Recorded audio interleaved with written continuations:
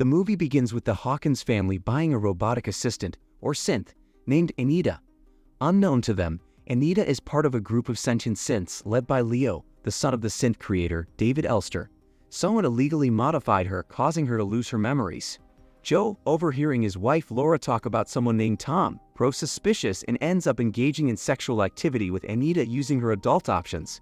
Matilda, the eldest Hawkins daughter, notices Anita's odd behaviors and investigates the synth. In the process, she meets Leo online but hesitates to reunite him with Anita. Meanwhile, Niska, another sentient synth, kills a man in a brothel to escape. Detective Karen Voss, secretly a sentient synth, investigates the case. She struggles to hide her true nature from her partner, Detective Pete Drummond. Drummond has moved in with her after his wife replaced him with a synth.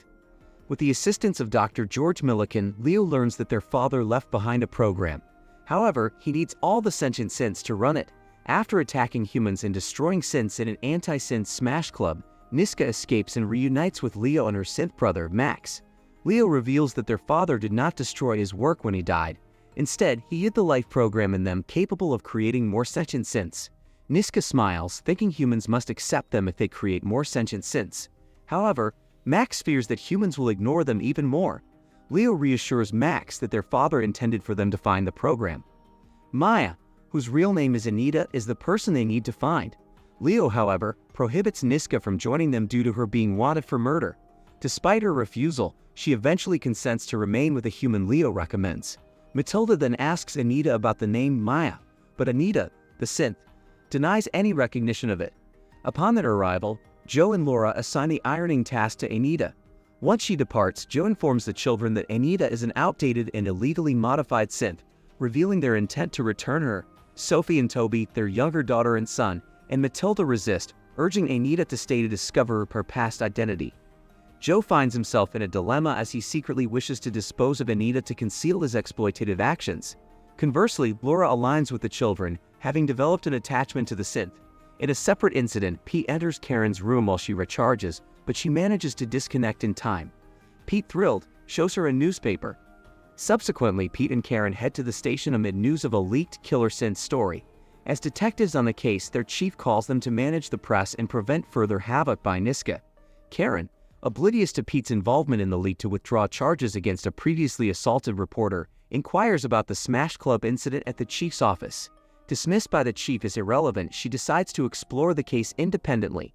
Meanwhile, after sustaining an injury at the Smash Club, Niska takes a taxi to the address provided by Leo. She notices her side leaking. Upon arrival, she meets Dr. George Milliken, a pioneer in synth creation. Vera, is synth, detects Niska's true nature, which Niska initially denies. After Vera's departure, Niska confesses her creation by David Elster to George, revealing her sentient status akin to Max, who had previously visited with Leo. Concurrently, a determined Matilda recontacts Leo. Amidst her parents' dispute over Anita, she answers the door only to discover her father has already initiated the return process for the synth through the manufacturer. Risking it all, she swiftly drives with Anita to bring her to Leo. Upon seeing Anita again, Leo embraces her, but Anita fails to recognize him or Max. Immediately, Leo and Matilda began cracking codes that might unlock Anita's consciousness, only for her to malfunction. Distraught, Leo gazes into Anita's eyes, longing for her to recall her identity, yet she does not. Meanwhile, George inquires how David created consciousness, leading Niska to reveal the use of 17,000 pages of unique code in her creation. She vents about being perceived as a threat by those aware of their existence. George acknowledges his initial fears but confesses to recognizing them as humankind's most remarkable invention upon seeing them. He recalls the message Leo showed him, which Niska aggressively claims holds the future's key. Despite George noting David's design for Niska's combativeness, she insists her experiences have molded her, evasively bypassing further inquiry into these experiences. In another part of the story, Pete notices that Simon, his wife's assistive synth, is nearing the end of its rental period. Meeting with Jill to discuss Simon's return, she resists, arguing her dependence on the synth during times when Pete was untrustworthy. Karen meets a man with a video of the attack at the Smash Club, where she identifies Niska.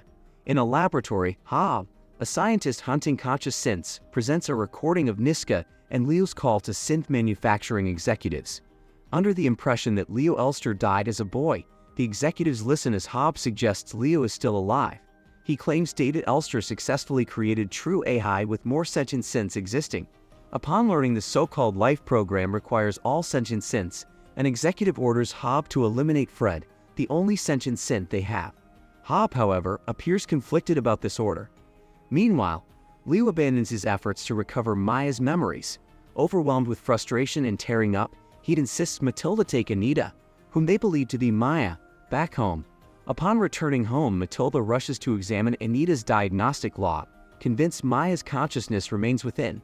The arrival of Toby coincides with Matilda's discovery of the activation of adult options, leading her to confront Toby, which escalates into a family disturbance. Upon learning of the incident, Laura blames Toby, who refutes the allegations.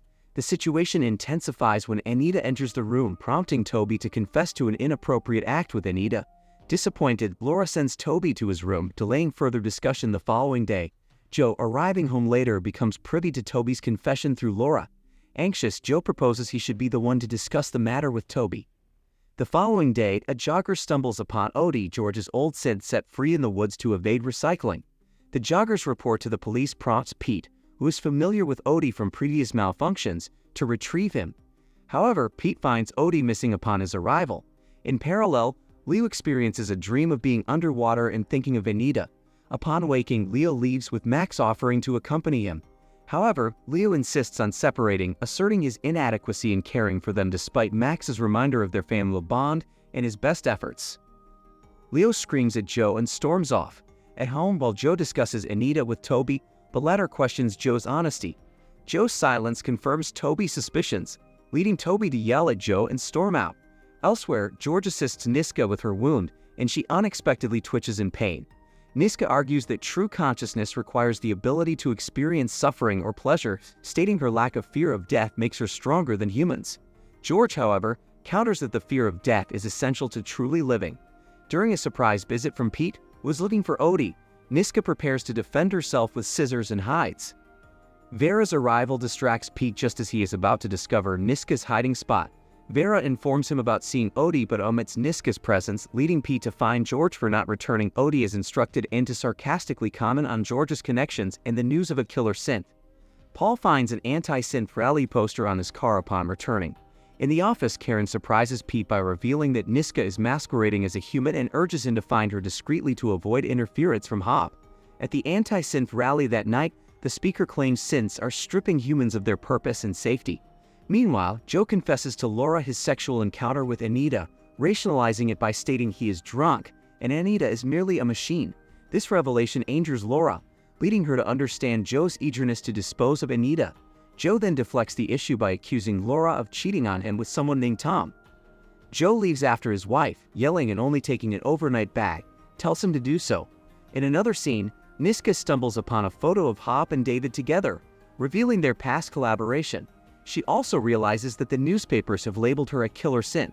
At the lab, Hobb presents a charred remnant to the executives, claiming it to be Fred and insisting it's a necessary measure for destruction. Contrary to Hobb's public claim, Fred awakens in Hobb's house the following day. Hobb, intending to advance David's legacy, informs Fred about the life program embedded within all sentient synths, arguing that synths should be embraced rather than feared. In the meantime, Laura and her children reel from the unfolding events, with Sophie naively believing her father is on a business trip. Matilda's inquiry about Tom meets Laura's silence, leading Matilda to suspect her mother of infidelity. After spending the night elsewhere, Joe negotiates with his son on the way to school. Toby, impacted by his father's actions towards Anita, confronts Joe's perception of her as a robot, stressing their emotional attachment to her. Leo, plagued by visions of Maya, and the others, finally collapses. At George's place, Niska remains cautious, especially after George acknowledges her past violent act.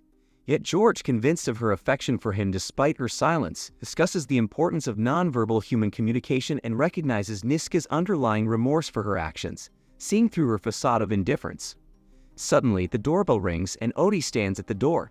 At home, Toby, regretting his confrontation with his father, wishes everyone considered him the creep instead. His mother reassures him, stating that he is not to blame. Elsewhere, Fred harbors doubts about Hobb, especially given the armed guards around the house. Hobb clarifies that he will only trust Fred if Fred agrees to help him. Fred reminisces about a time his father presented him with an injured fox. After returning the fox to health and releasing it, he realizes that his father, David, underestimated him. This underestimation puzzled him until he concluded that human minds struggle to grasp the idea that their creations might surpass them. This revelation leads Fred to believe that Hob, too, underestimates him. In a sudden move, Fred punches through a door, chokes a guard from the outside, seizes the guard's gun, and uses electromagnetic bullets to shoot Hob and his men, securing his escape. Meanwhile, George attempts to repair Odie, while Niska questions his affection for something incapable of love. George explains that Odie symbolizes the love he once shared with his wife, making him significant. Niska volunteers to repair Odie because George's hand trembles too much. Upon activating, Odie sees Niska smile briefly before she conceals it. In a different scene, Jill shares a moment of closeness with Simon yet finds the synth's predictability dull. Elsewhere, Laura's concern grows as Matilda has not returned home. Anita informs her that Matilda often spends time with her, prompting Laura to request a ride to his place. True enough, this is where they find Matilda. However, she doesn't want to go home until Laura tells her who Tom is. Elsewhere, Niska watches George care for Odie, so she asks if David ever cares about them. He comments that David only ever cared about his work. Even his son and his wife, Beatrice, weren't really interesting to him. Suddenly, George asks how old Niska is, and she says she's 9. He laughs, saying that she's only a child. Niska laughs too, but then she falls silent, recalling that David didn't always treat her like one, though she kept it a secret from Leo and the others. George realizes that David used her for his sensual needs, so he sympathizes with Niska. He extends his hand, promising to offer any assistance he can. Niska accepts it, beginning to trust him slowly. Meanwhile, Laura brings Matilda to a park where she shares a childhood photo of herself and her brother Tom. A car accident claimed Tom's life, and Laura held herself accountable as she was supposed to be supervising him. Her mother never forgave her, and Laura reveals that her mother is still alive and that she had recently visited her.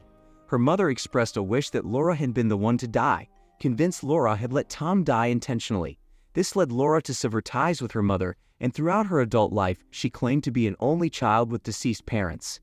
Matilda inquires why she still visits her mother, prompting Laura to explain that she feels she is losing Matilda. She hoped that by negotiating with her mother, she could also better understand her daughter.